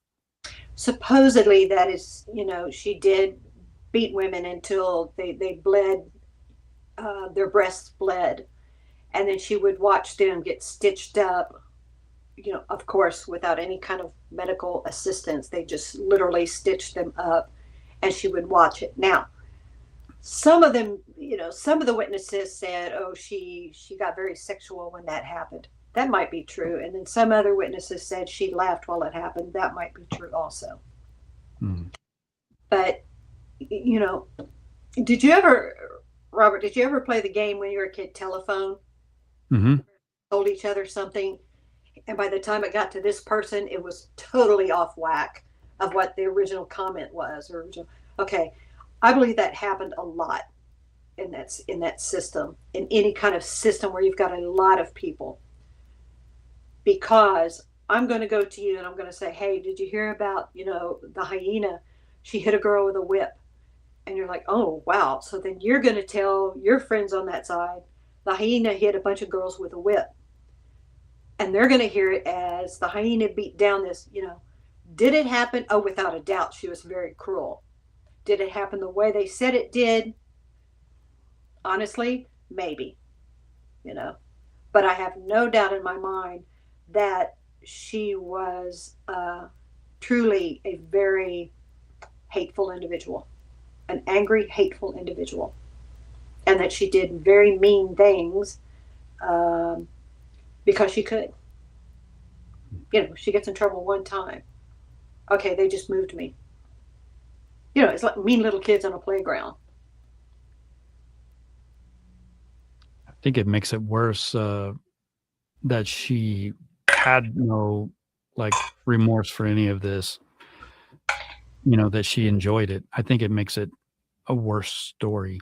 But it does sound like a lot of things were corroborated from other witnesses. So I think that, if it was exaggerated in any way, the underlying torture and stuff happened, Yes, yes, without a doubt. And, I don't want anyone to think that I'm sitting here thinking or saying, well, it was bad, but it wasn't that bad, because it was all bad. It was all evil and terrible and malicious and beyond you and I's thinking. How could you do this for a living? Or how could you put a bunch of children into a truck and take them off and say, we're going to go get ice cream and candy, yay, and really they're taking them to the gas chamber? How could anyone do this? And you kind of, you have to step out of it and say, okay, here's why these people did what they did. Now, not a lot of them, but some of them got to that height of cruelty. And a lot of the answers were a lot of alcohol flowed through that camp for people who worked there. And that was another perk. There's a lot of booze floating around at these parties, or prisoners would bribe the guards with alcohol. A lot of the soldiers who were standing there when the train arrived, stuffed with people, they were drunk or high. And was it because they were substance abusers on the outside? Was it because it made the job easier? Was it because, okay, I can do this if I'm not thinking about it? And, we were talking before we went on the air about there is so much in this system, in this part of history. And it was difficult sometimes to not veer off into other avenues to explain why and the how. That's a whole separate book about the substance abuse that went on at these camps. And I had to focus on, okay, but how did it affect Irma? Did she drink? Did she do drugs? When she had her off time, what should she do there? Did she go drink? Did she go get snockered? Did she just go to a movie and a nice dinner? So I think too that that tells a lot about someone too. Yeah, I don't know. I'm kind of wondering, how anybody, even with alcohol, I guess I'll say first that I can assume that they're drinking because they can't sleep because of all of the atrocities that they're committing, and they need something to get past. That's what I'm assuming. I don't know if that's the case with Irma especially, but I wonder if she had nightmares. I mean, I mean, if she didn't, what does that say about people in general and not just her? Right. If I were going to go back in history, one of the things I would want to do was I would want to sit down and interview her and ask her those kind of questions. Did you have nightmares? Were you afraid the first time you stepped foot in the camp? Um, did you ever cry? Did you think about your own siblings? You know, I would like to, she was interviewed a few times to find her, where she stood in the guilt, I guess you'd say. Was Mhm. she this terrible, or was she not terrible, or was she just kind of bad, And what did you see? What did you do? Who was involved? But she was never interviewed, at least of record, about the psychology behind her actions. And I did have a nightmare where I was sat down to interview her, and in my head I think, oh my God, she's going to know I'm Jewish. And I was literally cold with fear. I couldn't talk. I'm not Jewish. But in the dream, I was. And I'm thinking, and I was so scared that my hands trembled and I had tears in my eyes, thinking, she's going to know, she's going to know, she's going to know. So, but I would have liked to gone back in time and interviewed her and ask her those questions. You know, was evil expected of the women of as much as the male guards? Did they expect them to be meaner? Because oftentimes there's two kind of women in law enforcement during my tenure that I learned was the women who truly did want to do a good job and wanted to make the world a better place, and then there were women who just wanted to show they were as tough as guys. Mhm. Who did things and said things to. I remember I worked with a lieutenant who she'd strut around like this, and she'd say, "Yeah, my nickname's Lieutenant Bitch," and she'd laugh. Mhm. She was trying so hard to be so tough. Um, so did Irma Grese was part of her behavior because she was trying to show out to the men or prove herself as a female? So I'd want to know things like that if I talked to Yeah, her. that is definitely an interesting dynamic. I mean, like you said, it still happens today, but back then it was a whole different situation. Women weren't as equal as they are now. They were treated differently, and she probably would have wanted to stand out in some way. I mean, just by polishing her boots to the level that she did is kind of proof of her character and what she's trying to present herself as. Um, but one thing that, I, as I'm looking through this, I don't think she was like the worst person in that war. Like she wasn't like there was other people that did things worse than what she did. And I mean, I don't know that I could personally investigate that kind of stuff. It's just too horrible. Well, but And you have to think too mm, is define worse.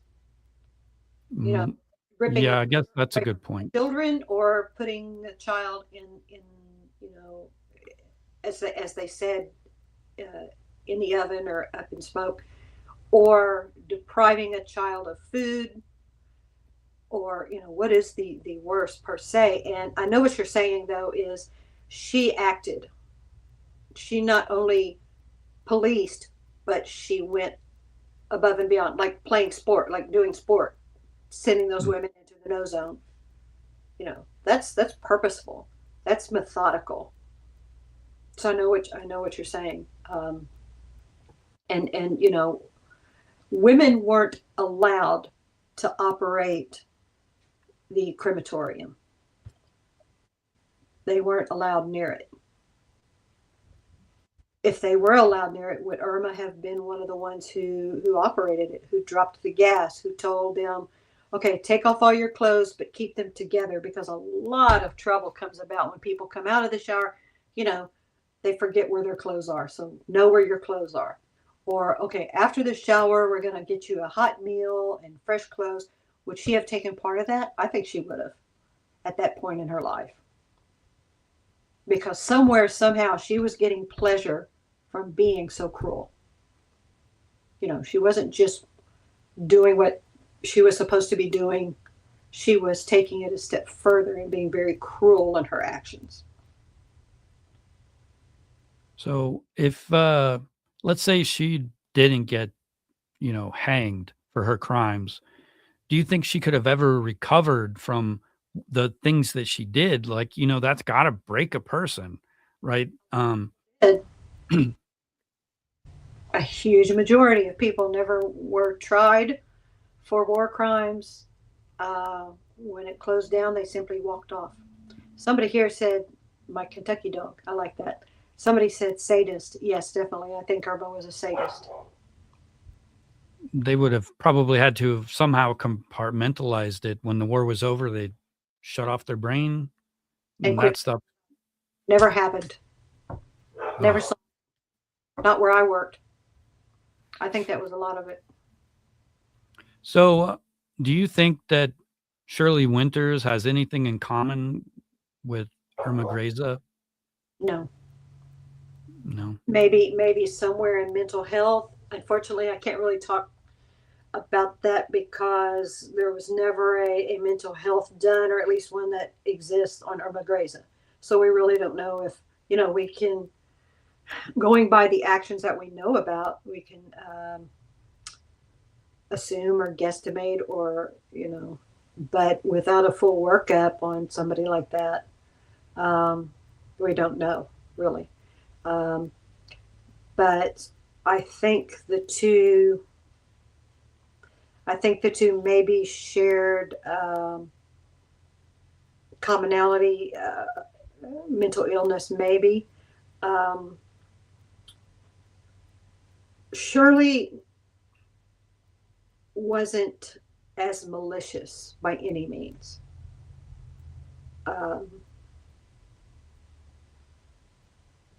I don't see her as being anywhere near the abusive that Grese was. Now, was she neglectful of her children? Yes. She put them to bed with a kiss and a hug and an I love you, and then she went out to party. Lock the doors so they don't leave or get out. At one point, when they lived in California, she took the baby, she put him on the bed and surrounded him with pillows so he couldn't roll over or crawl away or fall off the bed. And then she ran out of the house. And her husband found her, blocks away at a payphone because she called him for help. So did she neglect those kids? Oh, yeah. Did she maliciously, purposely beat them, starve them? No. No, and I don't think she would have it in her to do that. Did Irma Grese have it in her to torture children and adults and the elderly? Yes. And, Irma was good at mind games. I will say that. Irma would, like, for example, when Mengele was selecting to go to the camp to be murdered, she would say, no, don't take that one, take that one. Or when they had them walking through for what they called selection, Grese would say, you, not you, but you over here. And they didn't know where they were going. Were they going to, if they were selected, were they selected to stay there and work? If they were selected, were they going to, be murdered and shot or burned or gassed? And she would play mind games like that. Now, one of the survivors that came across her, he told me about, she was, he was in the dorm waiting for someone to die so he could steal their food.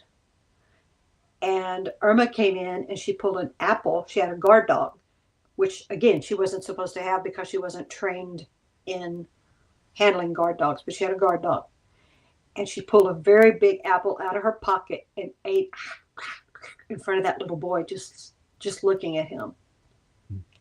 And the boy and he's saying, okay, there's this dog. And he told me, he said, that dog could have torn me apart like that.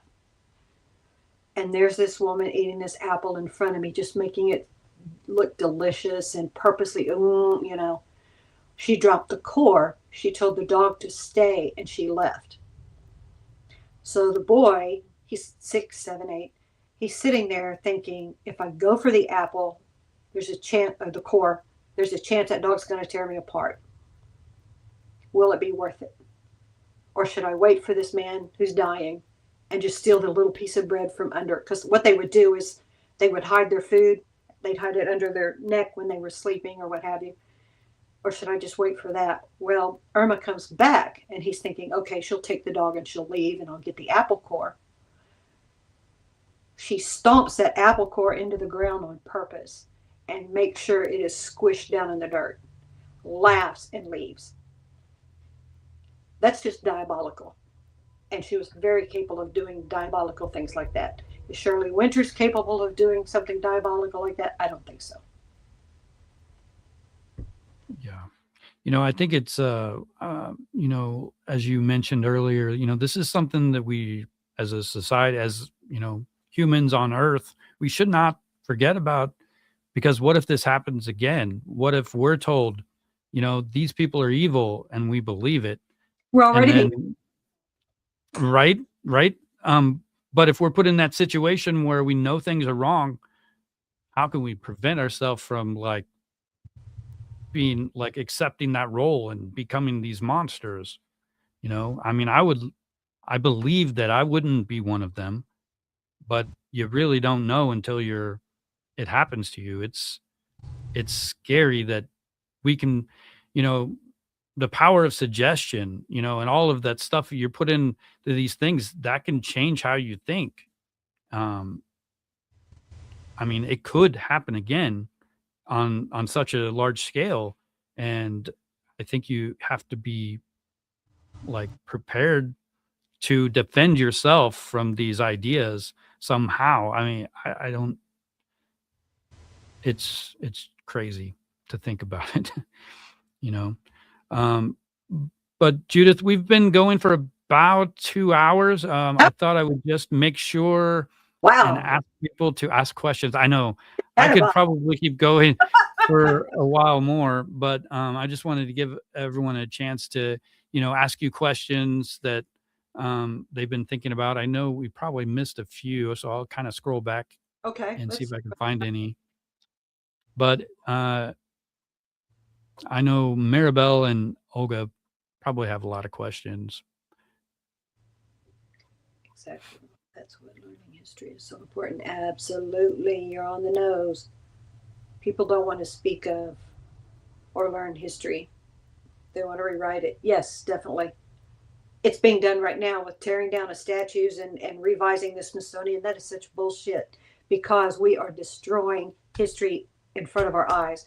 This is a very, the United States is a very,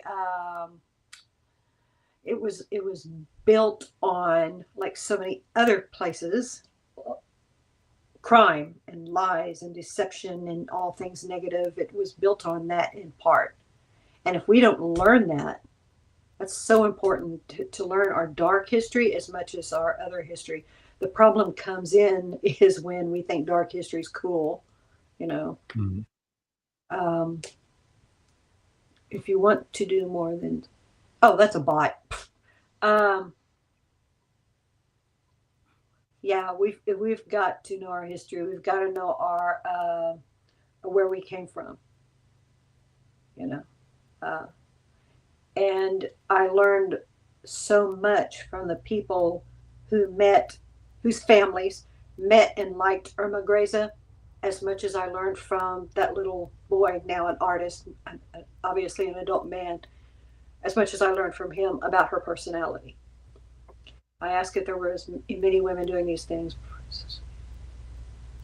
As many women doing these things pre-social media, and we didn't. I'm not understanding doing these things as far as being Aufseherin, guards in the Yeah. Maribel, if you could clarify that one. Yeah, Kentucky Dog too. I'm not No, understanding. that's actually Maribel. Oh, okay. Hi, Hmm. Mary. I believe it is. Yeah.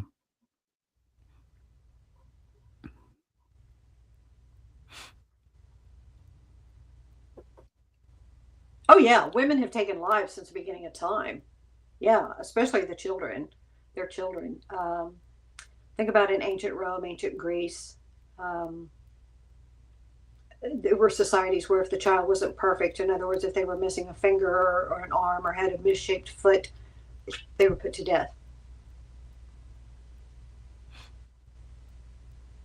We talked about women murderers a little bit and how they're a little bit different than men in the sense that they don't admit it, they don't get caught as often, and they kill typically children or people that they're caring for rather Uh-huh. than hunting.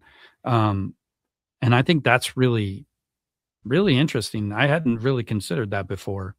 Um, do you think that that's changing, or is it always going to be that way? There are a few, like for example, Eileen Warnos. You could say she was a hunter of victims. You could say that. And again, here we go again. You can't really say a profile. This is exactly how they're going to be. Okay. Um, and Carla Homolka, even though she was part of a duo, she also assisted in the looking for someone to trap and take home and torture and unalive. Um, so we can't really say, well, this is the profile, and she doesn't fit the. But yeah, since the beginning of time, there have been female killers and serial killers and murderers and such. I think when Catherine Ramsland was on talking to you, she was talking about the actually first known serial killer that was female went back to ancient Rome, I think she said, or Greece. So yeah, it's been going on since the world began. Yeah, it's Carla, the nightmare. Oh hell yeah! Oh, Carla was a bad girl. Oh my god. You want to be part of my inner? Oh, that's another bot thing. Okay, yeah, I no. got those set up. I need to change them every so often. Yes, and um, Carla is walking free with a family and very involved in her child's school. Now, I have an interesting side story to that if we have time. oh, we can, yeah, we have We can time. all day. Okay. um, Someone approached me and said, "I need to talk to you. Here's what's going on." This was years ago. Um, Carla Homolka, who now goes by somebody Teal, um, was living in this apartment complex, and nobody knew who she was except a select few. Um, and she had befriended a girl. I want to say the girl was 13, 14, 15. And her and this is an adult woman and this little girl are best friends. They go shopping and she invites her for dinner. And at the time, Carla was single, no kids. The mom knew who Carla was and tried to tell the little girl, "I want you to stay away from that. Well, you tell a teenage girl, what you can and can't do. Go ahead, I'll wait." Um, and the girl was saying, "No, mom, she's not like that, and she's not like that anymore. And anyway, it wasn't her, it was him. And I really like her. I like hanging out," because Carla was doing some grooming behaviors.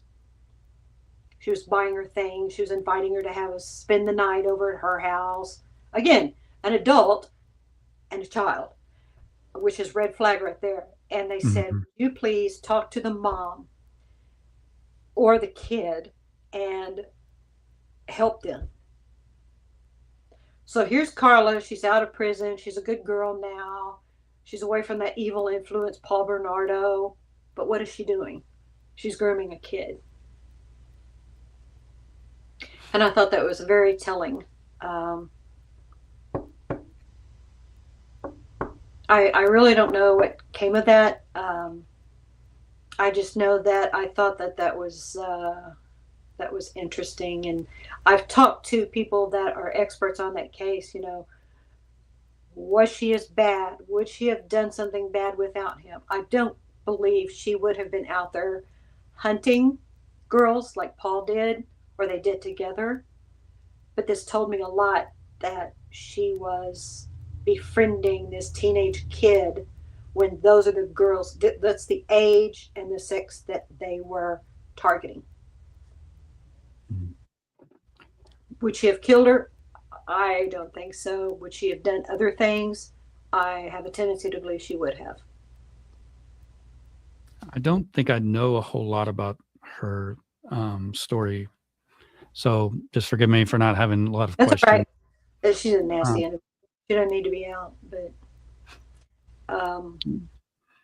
okay, so she married her lawyer's brother. I think so. I think she did actually. Yes.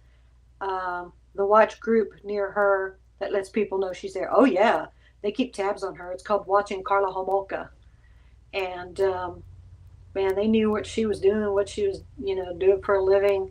But I don't think that group's around anymore, or if it has a website or anything else. She she got a sweet deal in that. What she did basically is she plea bargained and said, "Okay, I was bad, but I wasn't that bad, and anyway, it's all Paul's fault." Well, they found video. I think it was video recordings of her that Paul had stashed, and she was indeed doing some very bad things. But by then, she had struck the legal deal, so she basically got X number of years in the prison, and then she walked. And this is a girl who hunted and groomed, and even her own sister for sexual abuse by her and her husband and murder. I'm looking this up, and I think I have looked at this case before, but not very. I didn't spend very much time on it. But yeah, Barbie and Ken. these duo cases are, I think they're some of the most interesting cases. Like there's a lot of them where the woman is also helping the man hunt for these Yeah, people. that's basically what Um, I was doing. Yeah, and like the toy box killer, what was his name? Bittaker. Parker Ray. What's that? Toy box killers were Bittaker and Norris. The other one from I think New Mexico. I think it was Daniel Ray Parker or Parker Ray. Let me see Yeah, if I can. like I said, the whole serial killer thing isn't really, it's not my stream. That's a good Catherine Ramsland question though. But the thing, yeah, David Parker Ray. There is another. I mean, there's they use these monikers more than once sometimes, and I've remember coming across another toy box killer, but David Parker Ray was actually catching these guys, these women, torturing them, and then like he would drug them, and between the drugs and the torture, after a couple weeks, he would let them go, and they would completely forget everything. Um, so he didn't always kill them, but he died in prison. And his partner, I don't think they were married. I'm trying to find her name. Do you seem to know upstate New York? Have you heard of a woman named Tammy from, I cannot say that city's name, Schenectady? Schenectady. Schenectady. I Yeah. cannot say it. And when I was up there, I would say the town that I can't say, and they would go, "Oh," and they'd tell me, and I'd say, "That's it." Uh, Man, that was a really nice town too. No, I don't know about that case. I spent time up there. Um, I was so busy interviewing people and pulling records and looking at different areas, and I visited the graves of the victims, that I really, when I'm working on a book or a case or something, I try not to look at anything else, simply because I don't, my ADHD kicks in and I go, "Oh, look, another one that." Um, So I really don't. I don't look at other cases while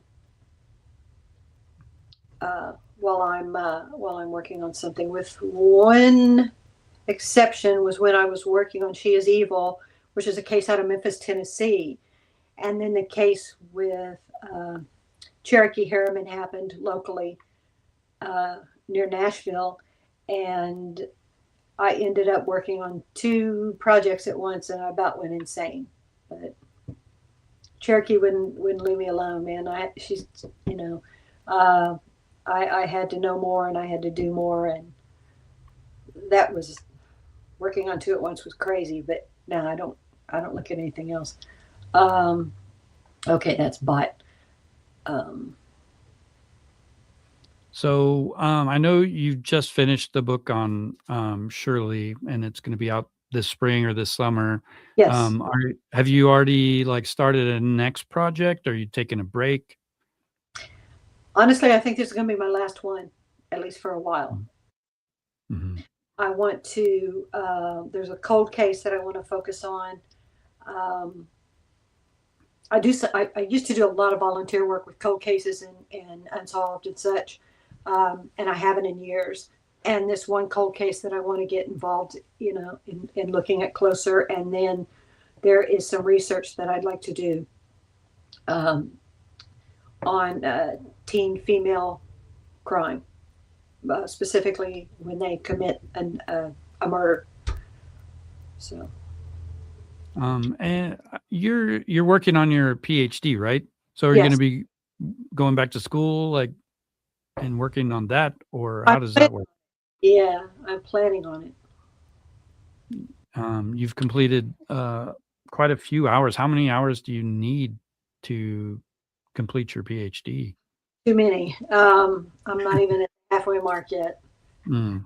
Life keeps happening, and I'm a firm believer in it's happening for a reason. So, but it's one of the dreams that I want to finish up is my PhD. Does anybody else have any other questions? I keep looking at that bot and it says enjoying this video but hate nightclubs. Or I wrote those. I wrote those myself. Those I wrote them myself. But whenever I'm doing these things, I never remember to say, "Hey, like my channel, subscribe, tell your friends." So I have those things, but Gotcha. I think people end up ignoring them anyway. So yeah, I had a people, like we were talking about when people write reviews. I had a review once, and this is all it said. It said, "No, a puppet devil." Review on my book, and I said, "Okay, well, thank you." I think they gave me 4 stars, out of 4, but a puppet devil. Okay, fascinating, Judith. Thank you all for hanging in and being here. And I'm very honored to be asked to be on your show, Robert. And I really like what you're doing. I like the format. I like the education versus entertainment. I'm very choosy as to what I'm doing now because I just, the whole true crime thing has become such an entertainment industry, and I want to stay away from that as much as I try to stay away from that. One of the cases that I end up talking about a lot, people are kind of always pushing me to like, hey, you got to say this. And I'm like, I can kind of say that I'm speculating that maybe, but I can't be like, I just can't do it. It feels weird, Yeah. Well, on shows like I've been on a couple of shows like Snapped and Murdered by Morning and a couple of other ones with A&E and Oxygen Channel and such. And I've had producers say, okay, say this, or can you say this? And I'm like, no, And there's also, I have a clause that says I will not say anything positive about the perpetrator, and that includes calling them a monster or evil, because it gives them a superhuman quality, and they're not. They're punks. When I wrote the book, When Nashville Bled, about the serial killer Paul Dennis Reed, I focused on the victims and what the victims and surviving victims go through in the system, more so than Paul Dennis Reed. And I was asked in a couple of shows, will you say that the police messed up? No, because they didn't. If you think it's so easy, you do it, I think I need some more hard lines like those, because I typically do say, oh, they're a monster. They didn't investigate enough. Because we're inundated with it. Mm. But and then I've had it. Well, you say the entire town lived in fear, and I said, no, that's silly, because no entire town lives in fear. Right. Some people go, oh my God, that's so scary. Lock the door. And some people go, whatever. And then some people say, what? So yeah. But I'm just choosy now about what I'm on and such, because I don't like the way true crime has turned. Yeah, there really is a lot of people who just say anything to get a view, and I don't think it's necessary. I think you can still get a lot of views by just talking about the psychology behind, even if it's not specific. Like, if you can't, I mean, I try not to say this person is this. I'm not a doctor. I can't diagnose people, but I can talk about a diagnosis, no problem. Yeah, you can talk about what you learned, but you can't say, well, this person is suffering from, flecendectomy of the left. That's not me. But but I sure appreciate you asking me on, and I appreciate you being here. Listen, ask good questions. Not things like, who's your favorite serial killer, or what's the worst thing you've ever seen, or what's the goriest thing you saw, or whatever. And so I think that's the end of questions. Yeah, I don't think I've seen any more questions come through. Where is it 9 in the morning? Australia, maybe. I have a lot of readers in Australia. Australia, and also London. Yeah, I've got quite a few from Australia on my channel that come on regularly. But it's always fun when I hear people are from other places, Yeah. But anyway, guys, thanks for being here. Thank you, Judith, for coming in. I'm so thankful that you were able to take some time and hang out with me. It was a lot of fun. You have a lot of interesting information, and I personally am going to get at least one of your books, specifically the one. What? I said, thank you. Oh, yeah. I'm really interested in the Irma book. I read the introduction, and I think I'm going to buy it and read it. So guys, check out the description. You can find all the information on her website, her book that's coming out on Shirley Winters. There's a Kickstarter that you can, help with by I believe there's a purchase thing for that, right? That you can purchase something for the Kickstarter. Oh yeah. There's several tiers. There's a tier where you can actually receive some of Shirley's artwork. That's included with the book. Her actual physical artwork that she signed. That I think is interesting, but you can get that, and then you can also pledge and get a book, and you can pledge and get a signed book that's personalized to you. So guys, definitely take a look at that. I know a bunch of you like to read, so I can assure you that her books are interesting. I don't know about the new one yet, but I can tell for I promise. Yeah. So guys, thanks again for being here, and I hope you guys have a good rest of your day, and I'll catch you in the next video.